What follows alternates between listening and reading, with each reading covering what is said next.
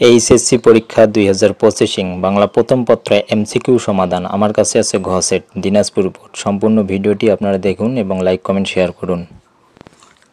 HSC পরীক্ষা 2025 বাংলা প্রথম পত্র বহু নির্বাচনী প্রশ্নোত্তর এমসিকিউগুলোর প্রশ্ন সমাধান করব। আমার কাছে আছে ঘ সেট। এখন ঘ সেটটির প্রশ্ন সমাধান করব।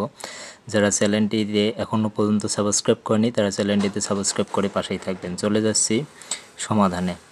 1 নং প্রশ্নটি ছিল, সাইদ সবেমাত্র 18তে পা দিয়েছে, পরিবারের উপর নির্ভরতা পরিহার করে মাথা উঁচু করে স্বাধীনভাবে বাঁচার জন্য বুলেটের সামনে ও বুক পেতে দিতে দ্বিধা করেনি। উদ্দীপকের সাথে 18 বছর বয়স কবিতায় যে চরণটির মিল রয়েছে সেটি হচ্ছে খ, এ বয়স বাসে দুর্যোগে আর ঝড়ে।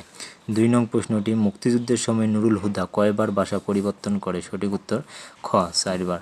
3 নং প্রশ্নটি ছিল, মতব্বরনগর গ্রামের মানুষদের জাহেল বলা হয়েছে কেন? সঠিক উত্তর গ, তারা নিরক্ষর। 4 নং প্রশ্নটি ছিল, বিলাসীর করুণ পরিণতির জন্য দায়ী। এই বহুপদী প্রশ্নটির সঠিক উত্তর হবে ঘ, 1, 2, 3, 4। 3টি প্রশ্নের সঠিক 3টি উত্তরই। 5 এবং 6 নং, একটি উদ্দীপকের আলোকে প্রশ্নগুলোর উত্তর দিতে হবে। 5 নং প্রশ্নটি ছিল, অপরিচিত গল্পের কোন চরিত্রটি উদ্দীপকের বক্তব্যকে সমর্থন করে? সঠিক উত্তর খ, অনুপমের মা।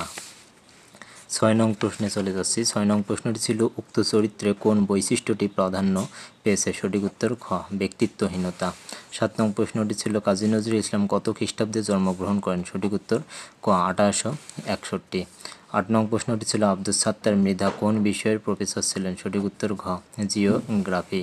9 নং প্রশ্নটি ছিল, মাসি পিসি গল্পে যোগু আর সেই যোগু নেই কথাটি দ্বারা কি বোঝানো হয়েছে? সঠিক উত্তর ক, চারিত্রিক পরিবর্তন। 10 নং প্রশ্নটি ছিল, নবাব সিরাজউদ্দৌলার রাজধানী কোথায় ছিল? সঠিক উত্তর ঘ, মুর্শিদাবাদে। 11 নং প্রশ্নটি ছিল, আমি বরং নবাবকে বিশ্বাস করতে পারি। ক্লাইভের এর উক্তিতে কোন বৈশিষ্ট্যটি প্রকাশিত হয়েছে? সঠিক উত্তর ক, নবাবের দেশপ্রেমে চেতনার শ্রদ্ধা। সঠিক উত্তর ক, 11 ক। 12 নং প্রশ্নটি ছিল, চির নীরব মাজারটি গ্রামবাসীর কাছে রহস্যময় কেন? সঠিক উত্তর ক, ধর্মের প্রতি উদাসীন। 13 নং ছিল, তাহারই পরে মনে কবিতাটির গঠনরীতি কোন বৈশিষ্ট্য? সঠিক উত্তর ঘ, শোক ধর্মী। যদি কোনো প্রশ্নের উত্তর ভুল পেয়ে থাকেন তাহলে অবশ্যই কমেন্টে তা জানিয়ে দেবেন, সঠিক উত্তরটি দেওয়ার চেষ্টা করব। চলে যাচ্ছি পরের প্রশ্নে। 14 নং প্রশ্নটি ছিল, তাহারই পরে মনে কবিতায় কবিকে বসন্তের বন্দনা গীত রচনা করতে বলেছেন কে? সঠিক উত্তর গ, মাঘের সন্ন্যাসী। 15 নং প্রশ্নটি ছিল, অপরিচিত গল্পে কোন বয়সটা না দৈর্ঘ্যে না গুণে বড়? সঠিক উত্তর ক, 27 বছর। 16 নং প্রশ্নটি ছিল, চির উন্নত মমশির কথাটি কিসের পরিচালক? সঠিক উত্তর গ, আত্মদম্ভ প্রকাশের। 16 খ।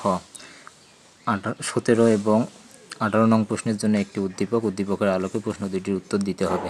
17 নং ছিল, উদ্দীপকের বিষয়বস্তু মানব কল্যাণ প্রবন্ধে কিসে প্রতিফলিত হয়েছে? সঠিক উত্তর ঘ, মানব কল্যাণের তাৎপর্য তুলে ধরে। 18 নং প্রশ্নটি ছিল, উদ্দীপক ও মানব কল্যাণ প্রবন্ধ যে দিক থেকে সাদৃশ্যপূর্ণ? এটি বহু নির্বাচনী প্রশ্ন। বহুপদী প্রশ্নটি সঠিক উত্তর হবে ঘ, সঠিক উত্তর ঘ, 18 ঘ। 19 নং ছিল, আমার পথ প্রবন্ধে প্রাবন্ধিক নিজের পরিচয় দিয়েছেন কি হিসেবে? সঠিক উত্তর ক, অভিশাপ রথের সারথি হিসেবে। 20 নং ছিল, কালস্রোতের কাছে মানুষের কোনো মূল্য নেই, এ বিষয়টি প্রতিফলন ঘটেছে নিচের কোন লাইনে? সঠিক উত্তর খ, দেখে যেন মনে হয় চিনি উহারে। 21 নং প্রশ্নটি ছিল, মৃত্যুঞ্জয়ের অমার্জনীয় অপরাধ বলতে বোঝানো হয়েছে গ, বিলাসীর হাতে ভাত খাওয়া। 22 নং প্রশ্নটি ছিল, কোন কাব্যগ্রন্থটি আবু জাফর ওবায়দুল্লাহ রচিত? সঠিক উত্তর গ, বন্দি শিবির থেকে। 22-এর সঠিক উত্তর গ। 23 একটি উদ্দীপক আছে, উদ্দীপকের আলোকে 23 নং প্রশ্নের উত্তর দিতে হবে। 23 নং প্রশ্নটি ছিল, উদ্দীপকে হামিদ আর লালসালু উপন্যাসের মজিদ উভয়ের স্বার্থ রক্ষার উৎস কি? বহুপদী প্রশ্নটি সঠিক উত্তর হবে ঘ, 23-এর ঘ। 24 নং ছিল, উদ্দীপকের পারুলের সাথে লালসালু উপন্যাসের কোন চরিত্রের সাদৃশ্য রয়েছে? সঠিক উত্তর গ, রহিমা। 25 নং প্রশ্নটি ছিল, কানাই ও তার সহযোগীদের ভ্যাবাচেকা খাওয়া অন্তর্নিহিত তাৎপর্য? সঠিক উত্তর খ, মাসি পিসি প্রতিবাদী চেতনা। মাসি পিসির প্রতিবাদী চেতনা। 26 নং ছিল, যে সোনার তরী কবিতায় সোনার ধান বলতে কি বোঝানো হয়েছে? সঠিক উত্তর ঘ, মানুষের পুণ্য।